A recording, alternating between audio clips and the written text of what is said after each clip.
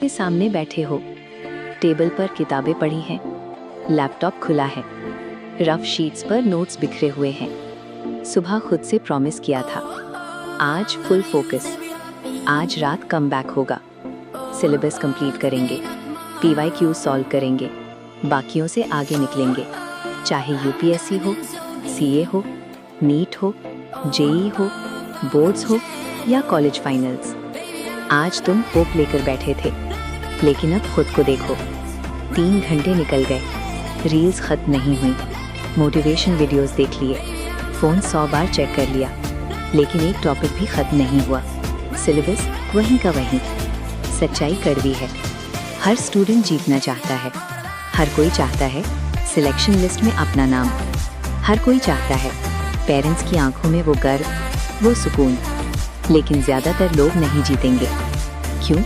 क्योंकि वो इंटेलिजेंट ही हैं? नहीं, क्योंकि उनका फोकस टूट चुका है, उनका माइंड डिस्ट्रैक्शंस का गुलाम बन चुका है। अगर तुम अपने अटेंशन के लिए लड़ नहीं सकते, तो ड्रीम्स के लिए क्या लड़ोगे? सुनो, ग्रेटनेस लोनली रूम्स में बनती है, जब तुम घंटों एक ही किताब के साथ बैठे रहते हो, एक ही कॉन्सेप्ट से लड़ते रहते हो और भागते नहीं। यहीं से माइंड वापस कंट्रोल में आता है। फोकस कोई मैजिक पावर नहीं है, फोकस मतलब इस मोमेंट में अपना 100% देना। अगर किताब खुली है लेकिन दिमाग फ़ोन, फेलियर्स और लोगों में घूम रहा है, तो तुम पढ़ नहीं रहे, बस गिल्ट छुपा रहे हो। आज की जनरेशन पेन सहना भूल चुकी है। डिफ़िकल्ट चैप्टर आते ही हम डोपामीन ढूंढने लगते हैं, नोटिफिकेशन, रील्स, स्क्रॉलिंग। हर बार जब तुम मुश्किल आते ही फ़ोन उठाते हो, तुम अपने ब्रेन को ट्रेन करते हो, प्रेशर आते ही भाग जाना।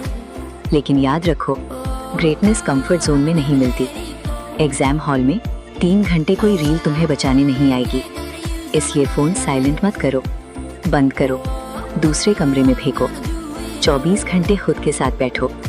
तब समझ आएगा, तुम सोशल मीडिया के एडिक्ट नहीं हो, तुम रियलिटी से भागने के एडिक्ट हो। अगर यही चलता रहा तो कोचिंग नहीं बचाएगी, टाइम टेबल नहीं बचाएगा, पोटेंशियल भी नहीं बचाएगा। तुम बस वो इंसान बन जाओगे जिसके पास टैलेंट था लेकिन एक्शन नहीं था। 30 दिन, बस 30 दिन खुद पर वर्क करो। हर आधे घंटे का हिसाब लिखो, कहाँ टाइम वेस्ट होता है देखो, फिर रूथलेसली डिस्ट्रैक्शंस काट दो। अब दूसरी लड़ाई कल से शुरू करूँगा। ये सबसे डेंजरस लाई है।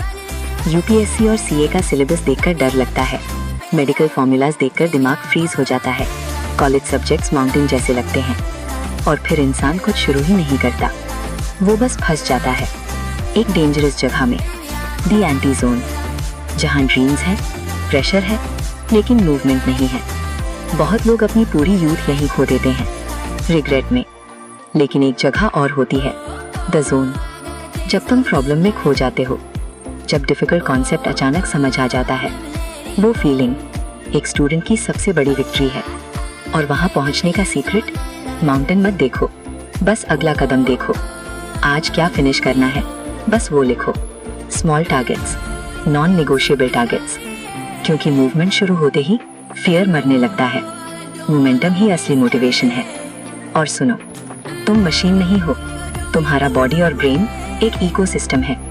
3 घंटे की नींद, junk food, late night scrolling, फिर अगले दिन मेमोरी वीक क्यों है, फोकस डेड क्यों है, एंजाइटी क्यों है, ये पूछने का हक नहीं बनता।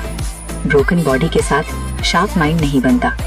अपने बॉडी को रिस्पेक्ट दो, स्लीप फिक्स करो, माइंड को क्लीन थॉट्स दो, क्योंकि हेल्दी ब्रेन ही प्रेशर में परफॉर्म करता है।